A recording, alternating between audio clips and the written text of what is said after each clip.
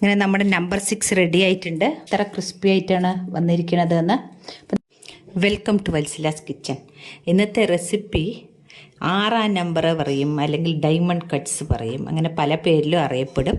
ഇത് നമുക്ക് മൈദാമാവിലും ഉണ്ടാക്കാം, ഗോതമ്പ് പൊടിയിലും ഉണ്ടാക്കാം. ഇതിപ്പോൾ ഞാൻ മൈദയിലാണ് ഉണ്ടാക്കണം. ഈ കപ്പാണ് അളവ്. ഇതിൽ 2 കപ്പ് മൈദാമാവ് എടുത്തിട്ടുണ്ട്.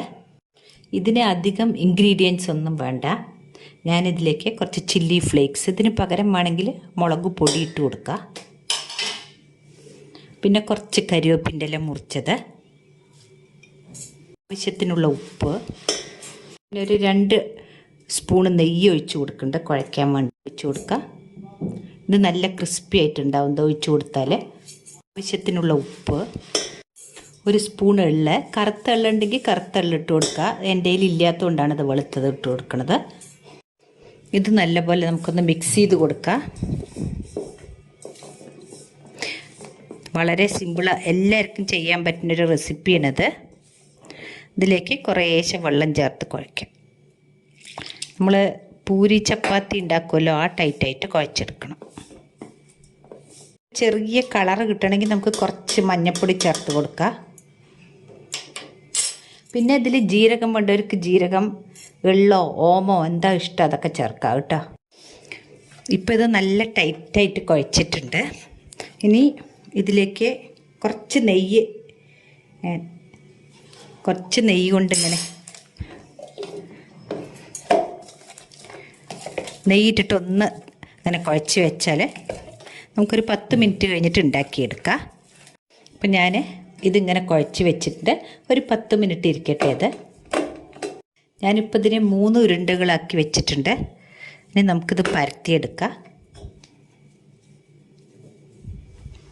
കിച്ചൺ ടോപ്പിൽ കുറച്ച് പൊടി ഇട്ട് കൊടുത്തിട്ടുണ്ട്. നമുക്കിനി ഇത് പരത്തിയെടുക്കാം. കുറച്ച് നൈസായിട്ട് പരത്തിയെടുക്കണം. ചപ്പാത്തി പലകയിലായാലും മതി, പക്ഷേ ഇതിലാവുമ്പോൾ കുറച്ച് വലുപ്പത്തിൽ പരത്താമല്ലോ നമുക്ക്.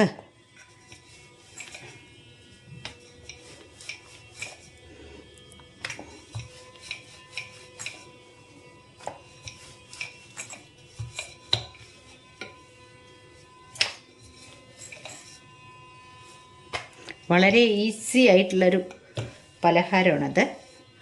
നല്ല ക്രിസ്പി ആയിട്ടും ഉണ്ടാവും, കുട്ടികൾക്കൊക്കെ നല്ല ഇഷ്ടമാവും. ബേക്കറിയിൽ നിന്ന് വാങ്ങേണ്ട ആവശ്യമില്ല. ഞാനിപ്പോൾ ഇത്ര വലുപ്പത്തിൽ ഇത് പരത്തി എടുത്തിട്ടുണ്ട് നൈസായിട്ട്. ഇനി നമുക്കിത് കട്ട് ചെയ്തെടുക്കാം.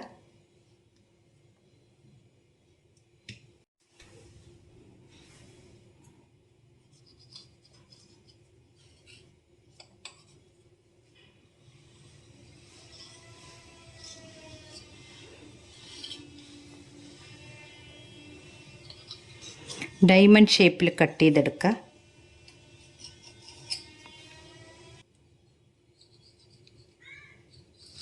ഇപ്പോൾ ഇതെല്ലാം കട്ട് ചെയ്തിട്ടുണ്ട്. നമുക്കതൊരു പ്ലേറ്റിലേക്ക് മാറ്റാം. ഇപ്പോൾ ഗ്യാസിൽ ചീഞ്ചട്ടിയിൽ കുറച്ച് എണ്ണ ഒഴിച്ച് കൊടുത്തിട്ടുണ്ട്. റിഫൈൻഡ് ഓയിലാണ്. ഇതൊന്ന് ചൂടാവട്ടെ. ഓയിൽ ചൂടായിട്ടുണ്ട്. നമുക്ക് ഇട്ട് കൊടുക്കുക. ഒന്നിച്ചങ്ങോട്ട് കൊട്ടണ്ട.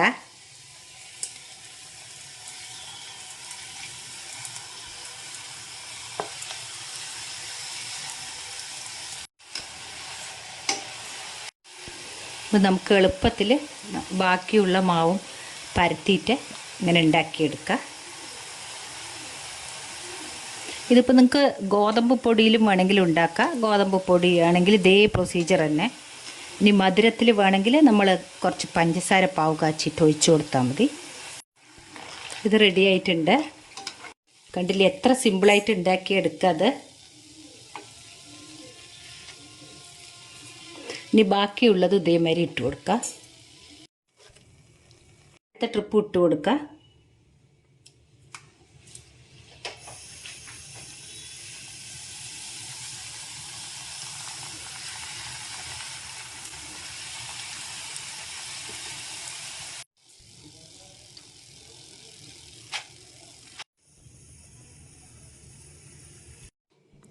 അങ്ങനെ നമ്മുടെ നമ്പർ 6 റെഡി ആയിട്ടുണ്ട്. നിങ്ങൾക്ക് ഈ വീഡിയോ ഇഷ്ടപ്പെട്ടു എന്ന് വിചാരിക്കുന്നു. കണ്ടില്ലേ എത്ര ക്രിസ്പി ആയിട്ടാണ് വന്നിരിക്കുന്നത് എന്ന്. അപ്പോൾ നിങ്ങളെല്ലാവരും ഇത് ട്രൈ ചെയ്തിട്ട് എനിക്ക് കമൻറ്റ്സ് അറിയിക്കണേ. താങ്ക്